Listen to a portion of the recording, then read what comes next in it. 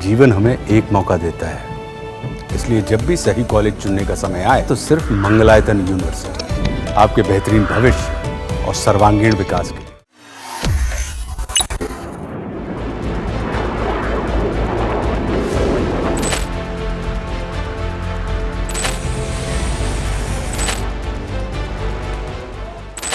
पहले ईरान और इजराइल के बीच युद्ध हुआ और इसके बाद सीज फायर का ऐलान किया गया और ये ऐलान अमेरिका के राष्ट्रपति डोनाल्ड ट्रंप ने की। लेकिन अब उनके ही दोस्त नेतन्याहू ने उनके इस ऐलान की धज्जियां उड़ाते हुए नजर आ रहे हैं।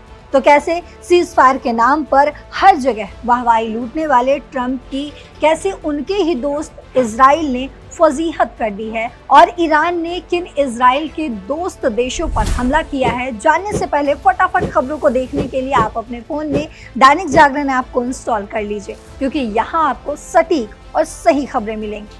तो लौटते हैं अपने खबर पर वापस। दरअसल इजराइल ईरान युद्ध के बीच जहां सीज फायर का ऐलान किया गया था, वहीं इजराइल ने ईरान के दोस्त मुल्क के ठिकानों पर ताबड़तोड़ हवाई हमले किए हैं।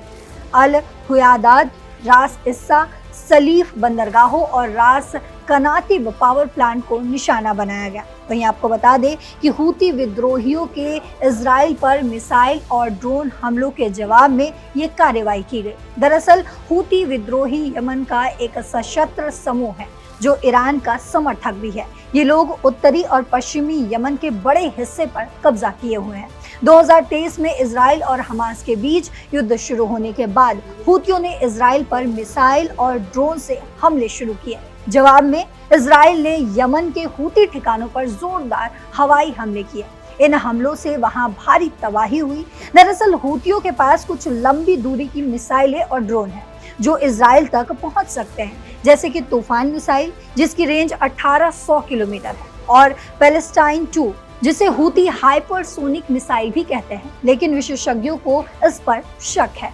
उनके पास समद 3 और वाइद जैसे ड्रोन भी हैं जो 1800 से 2500 किलोमीटर तक हमला कर सकते हैं। इसके अलावा उनके पास ईरान से मिली क्रूज मिसाइलें और एंटी शिप मिसाइलें भी हैं जो लाल सागर में जहाजों पर हमला करती हैं। लेकिन हूतियों की सबसे बड़ी कमजोरी है उनकी सीमित संख्या और पुरानी तकनीक। उनके पास ज्यादा मिसाइलें नहीं हैं और वो पूरी तरह से ईरान पर निर्भर करते हैं। इजराइल की सेना यानी IDF मिडिल ईस्ट की सबसे ताकतवर सेनाओं में से एक मानी जाती है। उनके पास F-35 जैसे स्टील्थ फाइटर जेट, उन्नत ड्रोन और मार्कवा जैसे शक्तिशाली टैंक हैं। इजराइल की मिसाइल रक्षा प्रणालियां जैसे आयरन डोम, एरो और डेविड स्लिंग 90% से ज्यादा हूती मिसाइलों और ड्रोनों को रोक लेती है। इजराइल को अमेरिका से भी बहुत समर्थन मिलता है और उनका रक्षा बजट $24 बिलियन के आसपास है। यही वजह है कि हूतियों की तुलना में इजराइल कहीं ज्यादा शक्तिशाली है। हूती विद्रोहियों के पास कुछ खतरनाक हथियार जरूर है, जैसे कि मई 2025 में उनकी एक मिसाइल ने इजराइल के बेन गुरियन हवाई अड्डे के पास हमला किया, जो इजराइल की रक्षा प्रणाली को चकमा देने में कामयाब रही।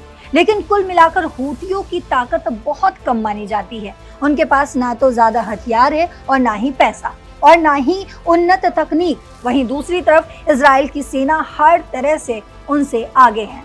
हूती हमले ज्यादातर प्रतीकात्मक माने जाते हैं, यानी वो इजराइल को गंभीर नुकसान नहीं पहुंचा सकते। वहीं इजराइल के हमले हूतियों की सैन्य और आर्थिक ताकत को बुरी तरीके से प्रभावित करती है। हूती विद्रोहियों के लिए इजराइल जैसी ताकतवर सेना का मुकाबला करना बहुत मुश्किल माना जाता है। उनकी मिसाइलें और ड्रोन इजराइल को परेशान तो कर सकते हैं, लेकिन लंबे समय तक टिकना उनके लिए असंभव जैसा है।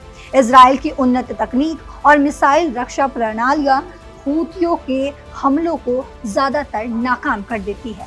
साथ ही हूतियों की ईरान पर निर्भरता और उनकी कमजोर अर्थव्यवस्था उनकी सबसे बड़ी कमजोरी है।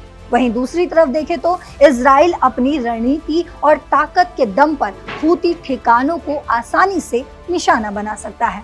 माना यह जा रहा है कि हूती विद्रोही छोटे स्तर पर इजराइल को चुनौती दे सकते हैं, लेकिन बड़े पैमाने पर वो इजराइल का मुकाबला तक नहीं कर सकते।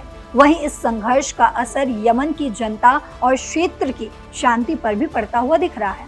अब इस खबर पर आपकी जो भी राय हो कमेंट सेक्शन में जरूर लिखते जाइएगा। फिलहाल मेरे साथ इतना ही। देश और दुनिया की बाकी खबरों के लिए देखते रहिए दैनिक जागरण। नमस्कार।